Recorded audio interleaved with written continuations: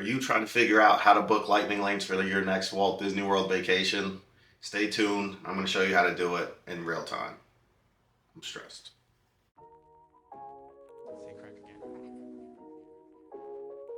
What's up, gang, and good morning. It's 6:55. It's Tuesday, November 19, 2024.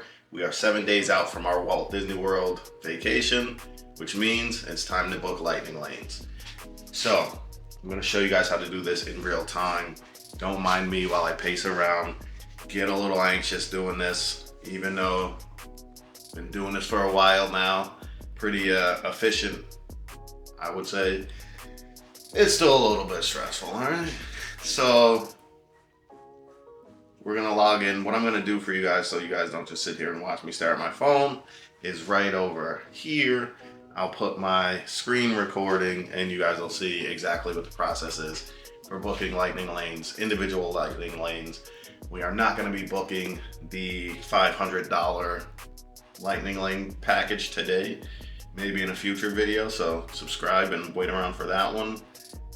Donate for sure, because we're not paying for that. Yeah, so let's get into it. All right, so pro tip, just so you guys know, some tough decisions may have to be made on the morning of booking, right? Because you only get to book one tier 1 lightning lane, and then you could book the lower tiers, 2 of those. So our first stay, we're going to be in Epcot, which means decision has to be made. Are we booking Frozen or Ratatouille, right? Because those are the big boys that are going to go. I believe Soarin' is on that list as well, which I have no idea why, because it's pretty low wait times typically, and it's never gonna sell out, so you can book that day of, after you bang out your big boy. So, all right, let's get into it. All right, 6:59, time to open up this Disney World app. And as you guys can see, hello Dan, thank you, good morning. Now, lightning lane, multi-pass, single passes, we're gonna click on purchase. And we're gonna get up in here. We're gonna pick our date, which for us, we are going on the 26th. We're gonna choose our park. First park we're going to is Epcot.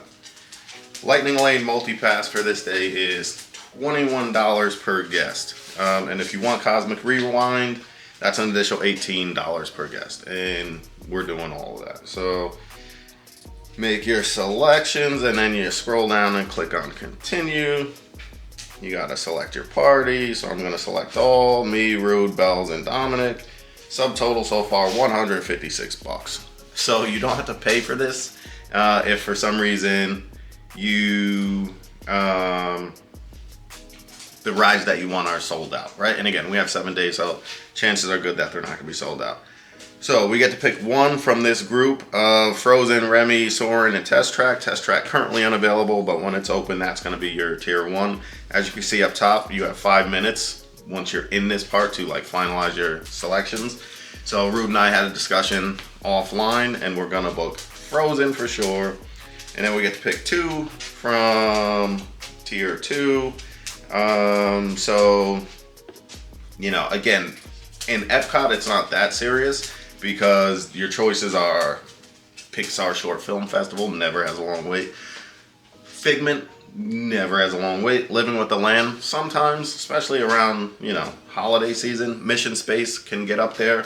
I don't even know if our kids are gonna want to go on Mission Space, especially Bells.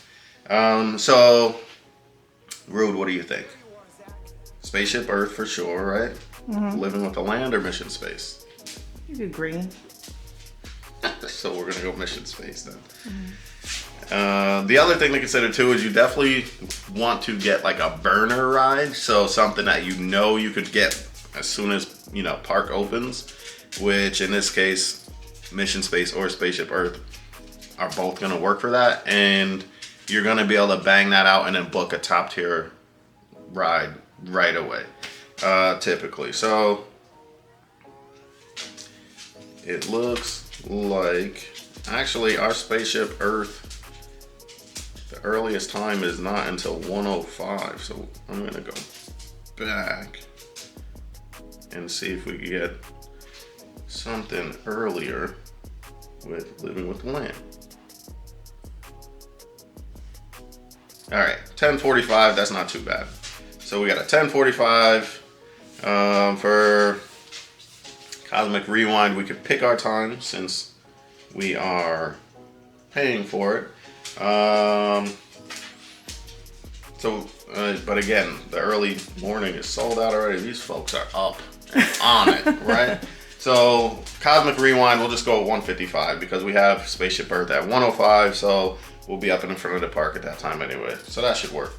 So if we scroll down here, we can see for the Lightning Lane Multi-Pass for 4 guests, it's $84. And then for our Cosmic Rewind tickets, that's $72. So grand total for this one day is $156.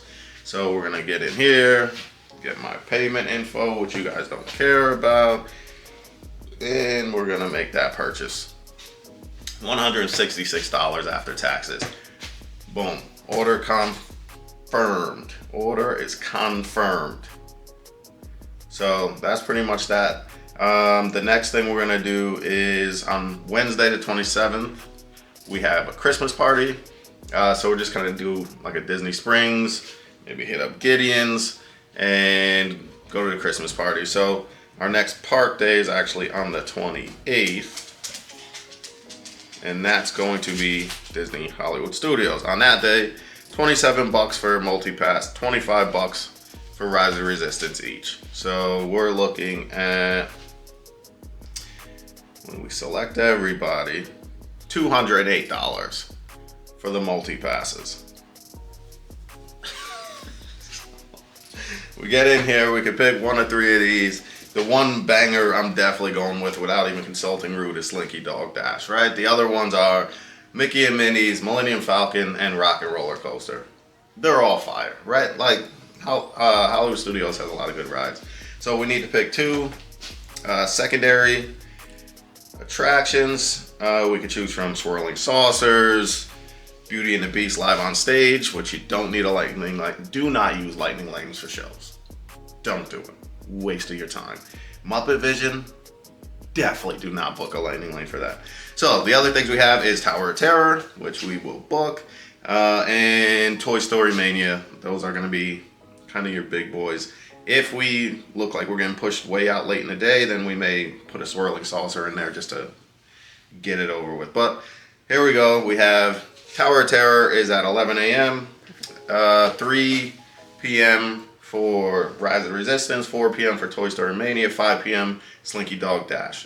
So that's really not bad, right? Because we're going to start in the front of the park. We're going to make our way back to Galaxy's Edge. And then from Galaxy's Edge, we could walk into Toy Story Land. We have Toy Story Mania and Slinky Dog Dash back to back. So strategically, it's not bad. So $208 for this festivities.